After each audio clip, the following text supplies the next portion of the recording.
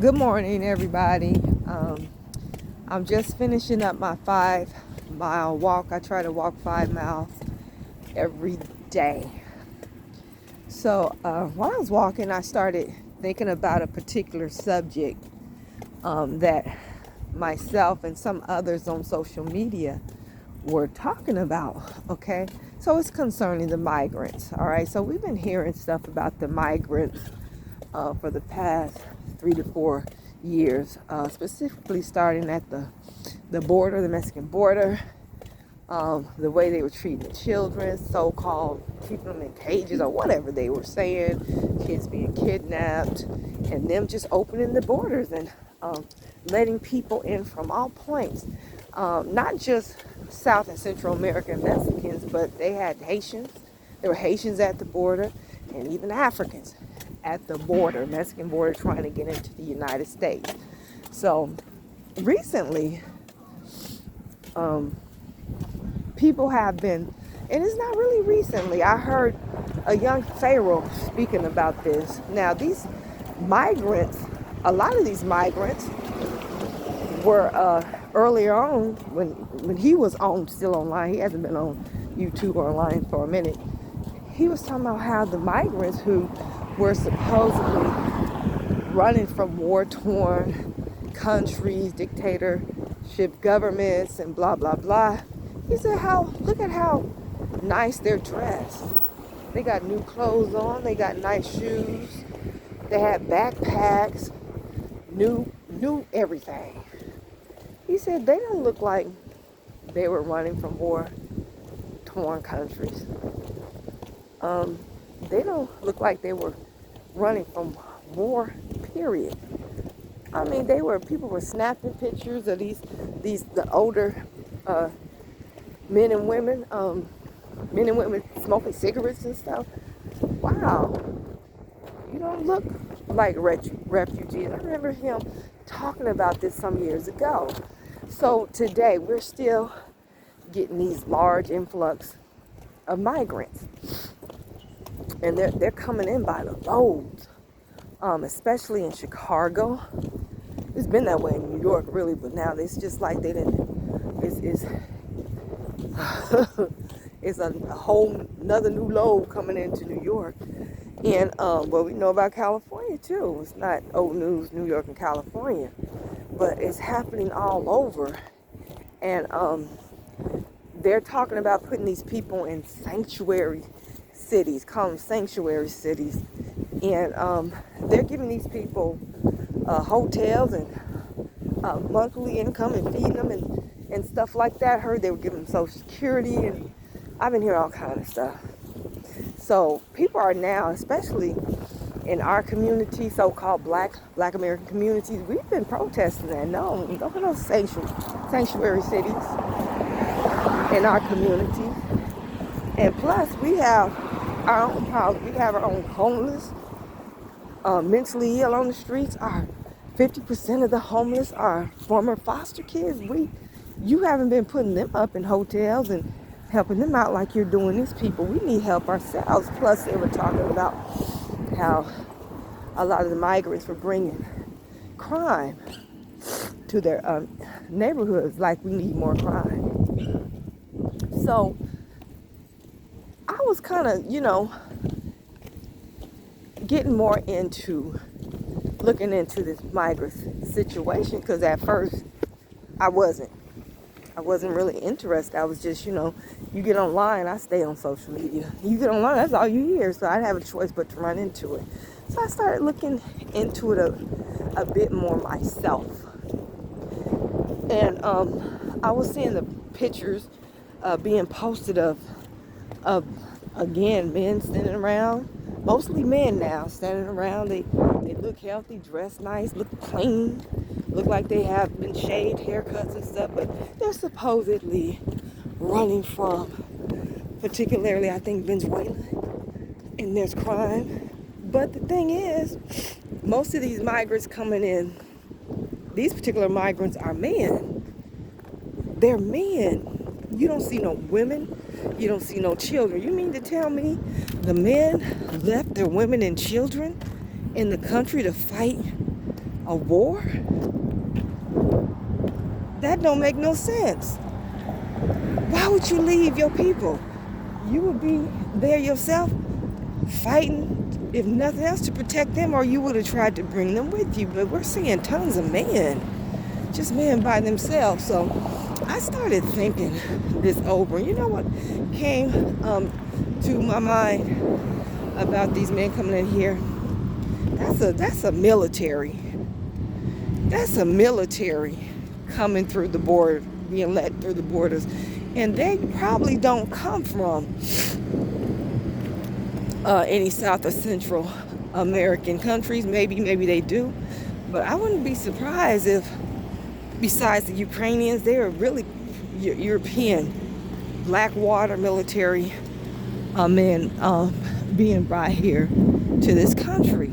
And they're being taken care of. You best believe they ain't outside fighting over space with our homeless. That's not happening. They're being taken care of. So the thing to ask is, why are they coming to the country? We have a military here already. We have all kind of branches of the military. Why are they being brought in, and for what? All right. So that's my hypothesis.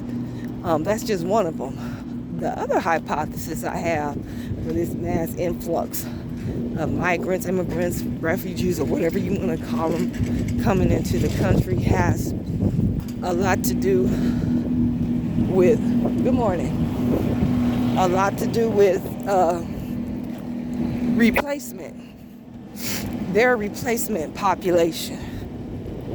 Okay, let me say that again. They are a replacement population. So if they're replacing Americans, what do they plan on doing with us?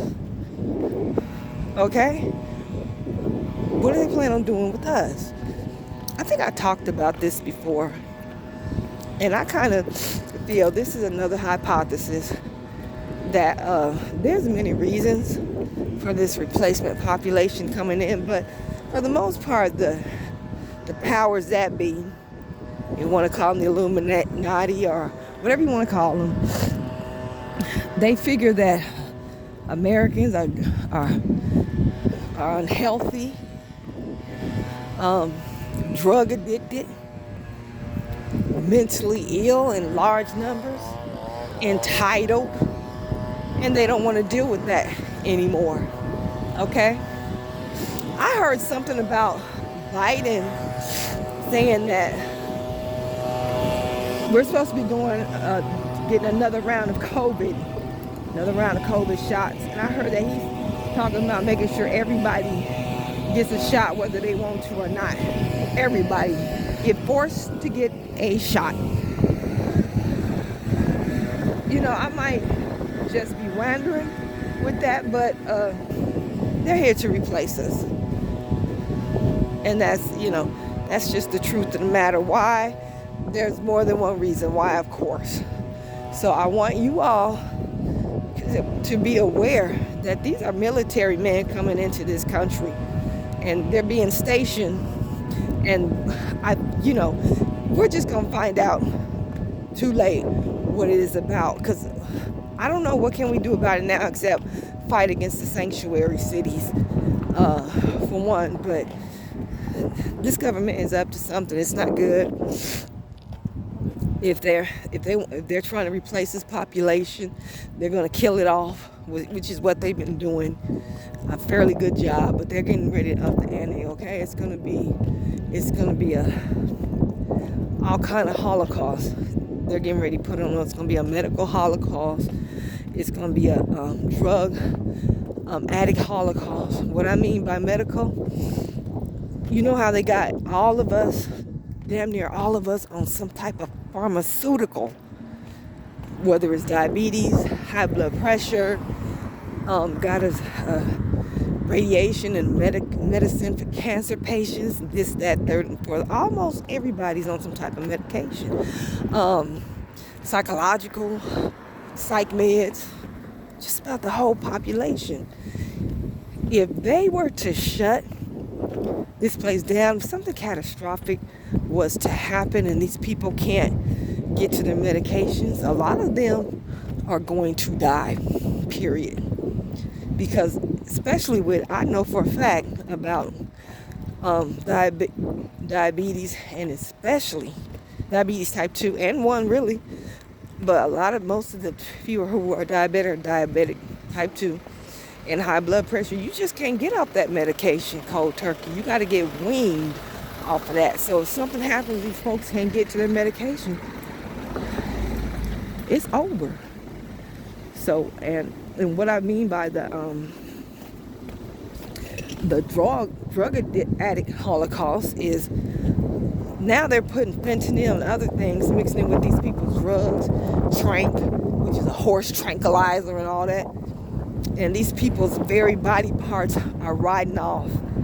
Every time I look up, I hear about a fentanyl overdose. They getting ready to get rid of these drug addicts. These people ain't playing with us. You're going to have to wean yourself, because you can't get off this medication cold turkey. Wean yourself off this medication if you've been on it. You got to work on it. It's not just diet and exercise. You got to start fasting. Those of us that suffer from diabetes and high blood pressure, especially diabetes, you can get rid of that stuff real fast by fasting. You'll start fasting 2 days, at least 2 days back to back a week. We really should do 2 days fast, just water and teas and stuff like that. And then 2 days, we can eat. And then 2 days, we need to do that. I mean, this is serious. You got to get out there and walk. Like I'm doing 5 miles a day. And I've already, because I've had problems with blood pressure too. And I take medication, for diabetes, but I've had my medications lowered. I asked the doctor to lower them. First, my sugar and pressure, which was under control, kind of went up a little bit. Then it went back down. Honey, by the end of this year, I know I'm going to be off I plan to be off all of these meds. Like I said, I've been walking 5 miles a day. That'll do it alone. If I was walking a few miles a day before I got sick, I'd have never got sick.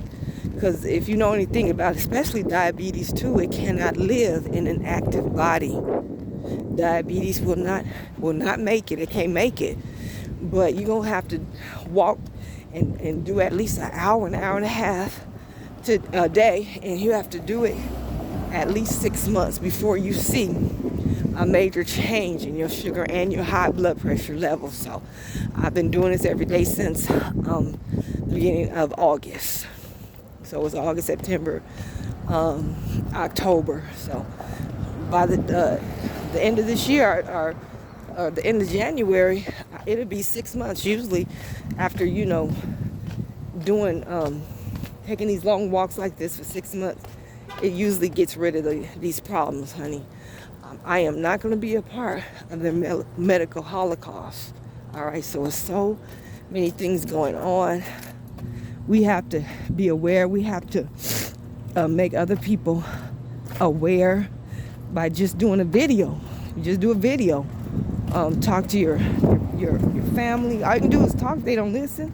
They listen. They don't. Most likely they not. And people are just going to find out the hard way when it's too late. Okay?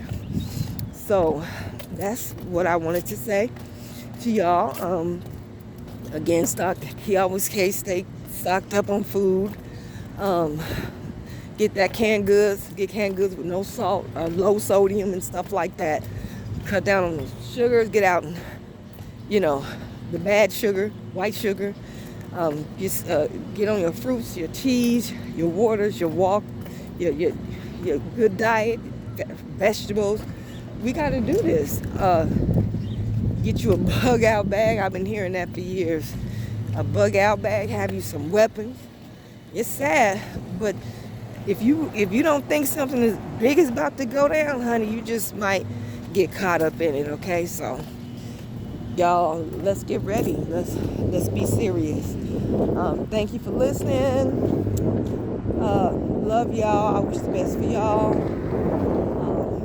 Stay safe. Peace.